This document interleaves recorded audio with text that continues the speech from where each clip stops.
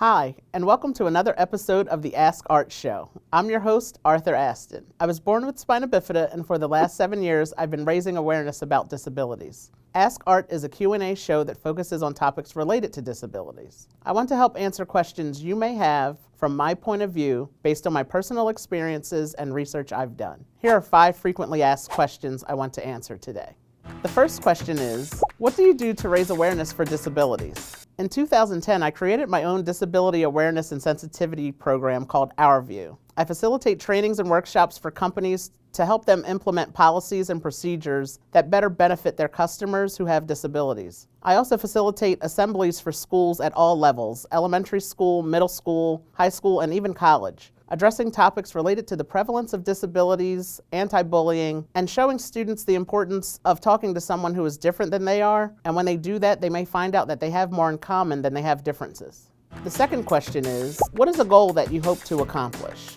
I have a master's degree in counseling, and so now the one thing that I do want to accomplish is to complete my PhD in counseling. I would like to accomplish this goal so that I can counsel families who have been impacted by disabilities. Although I was the only person in my family to have a disability, the fact that I had a disability really did impact the family dynamics in my house. I would like to assist other families with navigating the challenges that may arise from a disability diagnosis.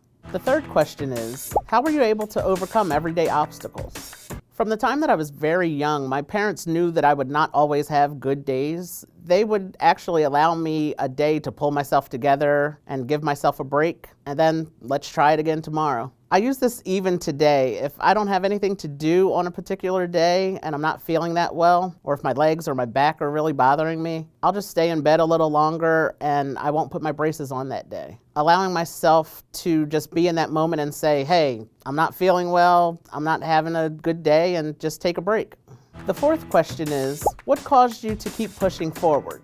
I'm inspired to keep pushing forward every day by my friends and family. I have my niece and nephew who look up to me and they see the things that I'm doing. I have young adults and children in my life who look at me, and I want them all to just be inspired that they can look at me and see that my diagnosis does not stop me from doing what I want to do. So therefore, I want them to feel that they are able to reach their goals no matter what obstacles may be placed in their way.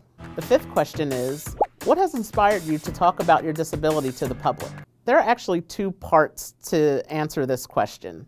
First, my nephew Khalif was my inspiration to talk about my disability. I picked him up from school one day and his classmates were staring at me. A few of them pointed in my direction, maybe got a few laughs. It wasn't the first time that I had anyone stare at me, but it was the first time that my nephew had this experience with me. He got very, very upset, and I had to explain to him that the other students stared at me because they didn't know me. They didn't know all the things that I could do. I had to tell my nephew that he understands me because he sees me all the time. So I encouraged Khalif to go to school the next day and tell his friends who I was. Tell them that I picked him up in my car, that I drove on my own, that I like to swim and travel, and that he and I had gone to New York City to see the dog show and a WWE show.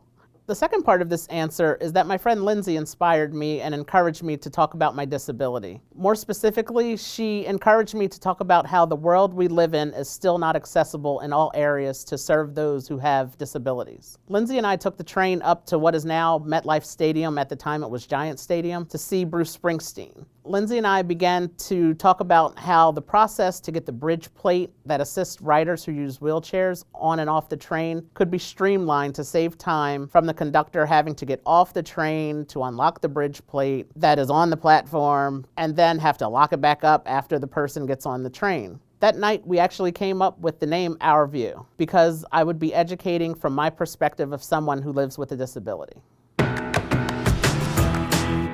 This show is brought to you by Build Jake's Place, a nonprofit organization that brings all-inclusive play to those in New Jersey. Build Jake's Place founded the first all-inclusive playground in South Jersey called Jake's Place, a nationally ranked, award-winning all-inclusive playground located at Challenge Grove Park in Cherry Hill, New Jersey. Build Jake's Place is currently building their second all-inclusive playground in Delran Township, Burlington County. To find out more and how you can get involved, go to their website at buildjakesplace.org. This concludes this episode of the AskArt Show. Send me your questions or post in the comments below. You can ask questions specific to me or about disabilities in general. Just be sure to include the hashtag AskArt so I can find them on social media. Or you can email your questions to askartshow@gmail.com. You have questions, I'll have answers. Thanks for watching.